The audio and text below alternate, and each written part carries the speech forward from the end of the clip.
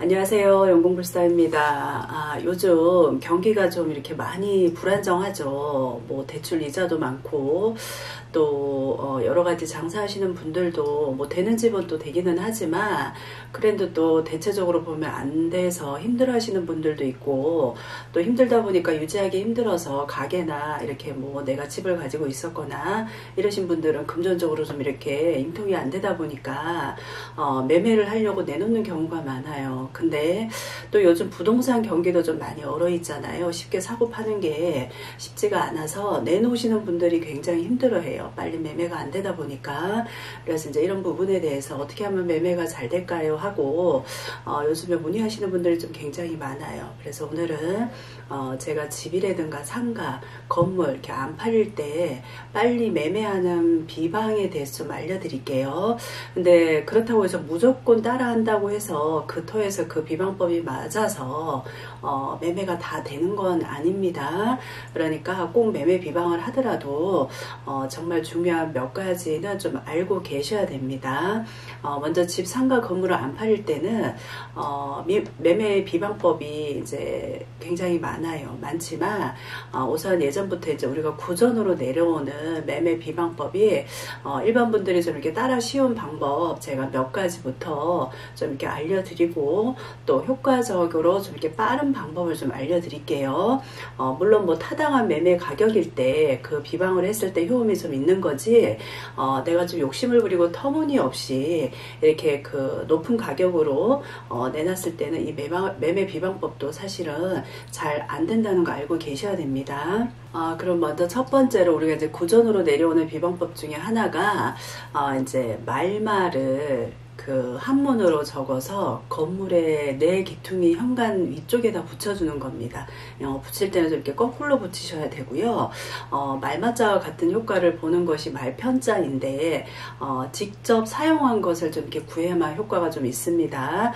일반인들이 좀 구하실 때는 좀 어려울 수가 있어요. 그래도 또 구할 수 있으신 분들은 좀 이렇게 구하셔가지고 현관 쪽에다 걸어 놓으시면 좀 효용을 보실 수가 있고요. 그리고 두 번째로 많이들 들어보시고 또 해보셨을 거예요. 가위를 현관에다 걸어두는 방법이에요. 근데 이제 아무 가위나 되는 게 아니라 장사집에 장사가 잘 되는 가위를 아니면 좀 이렇게 고깃집을 하시는 분들은 고기를 이렇게 자르는 가위를 좀 이렇게 가지고 오셔가지고 사용하시는 게 좋으시고요. 한 군데만 하시는 게 아니라 이 가위를 네 군데다가 좀 이렇게 걸어 놓으시는데 그냥 한 곳에 계속 주구장창 걸어 놓으시는 거 아닙니다. 보름에 한 번씩 좀 이렇게 번갈아 가면서 가위를 걸어 놓으셔야만 좀 효과가 있는 거고요. 좀 이렇게 가위를 사실 이렇게 네 군데에 걸어 놓으면 보기 흉할 수가 있어요. 이럴 때는 좀 취향에 맞게끔 예쁘게 좀 꾸며 가지고 이렇게 가위를 걸어 놓으시면 매매 비방법에 좀 도움이 되십니다. 그리고 세 번째로는 한글로 지복에 지보터라고 이렇게 적으셔가지고 말맞자와 마찬가지로 이렇게 붙여주시는 겁니다. 이 뜻은 뭐냐면 널리 이 터전을 좀 알려가지고 하루라도 빨리 좀 이렇게 누군가 귀인이 와서 매매가 좀 빨리 이루어지기를 바란다 이런 뜻으로 알고 계시면 될 것 같고요. 이 방법은 이 비방은 다른 데는 괜찮지만 특히나 유흥업소나 숙박업소 하시는 분들은 사용하시면 절대로 안 됩니다.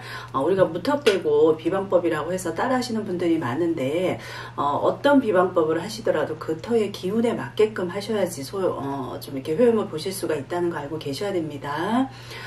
그리고 네 번째로는 노란 삼배에다가 우리가 이제 성씨가 여러 가지가 있잖아요. 김이박도 많고 뭐 채씨, 정씨 등등 많은데 노란 삼배에다 쓰셔야 돼요. 노란 삼배에다가 붉은 글씨로 성씨를 뭐 굳이 100개가 아니어도 내가 쓸 수 있는 만큼은 좀 많이 쓰시는 겁니다. 많이 쓰셔가지고 이거를 현관 주변에 이렇게 사람의 눈에 띄지 않는 곳에 두셔야 되는데 그냥 두시는 게 아니고요.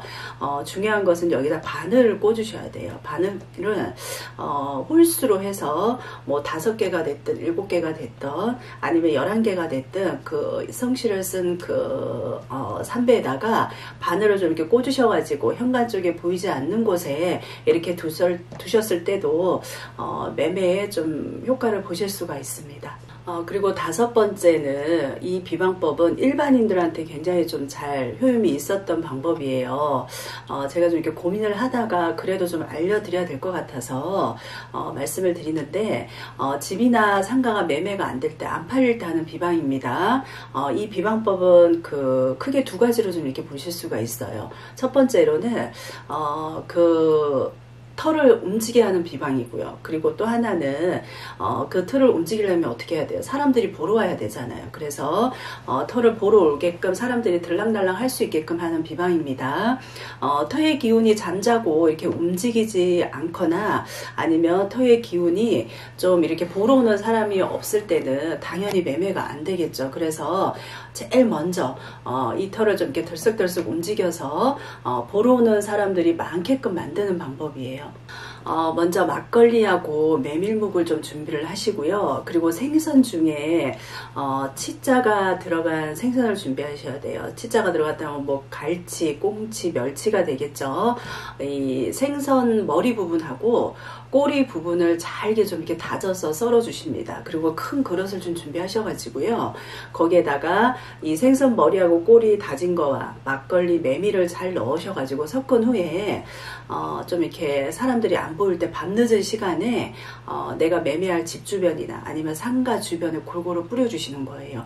근데 이제 요즘은 공동주택에 사시는 분들이 많잖아요. 이럴 때는 어떻게 하냐면 현관 베란다나 아니면 주방에다가 그릇에 조금씩 나누어 담으세요. 그래서 잘 놓아두었다가 그 다음날 진시에 이렇게 깨끗하게 청소하시면 됩니다. 이렇게 했을 때도 좀 이렇게 문서가 안 움직일 때는 여러 가지 문제가 있는 겁니다. 이럴 때는 좀 이렇게 여러 가지 상황을 좀 고려를 하셔가지고 어디 뭐 상담을 좀 받고 도움을 받으시는지 하시는 게 좋으시고요.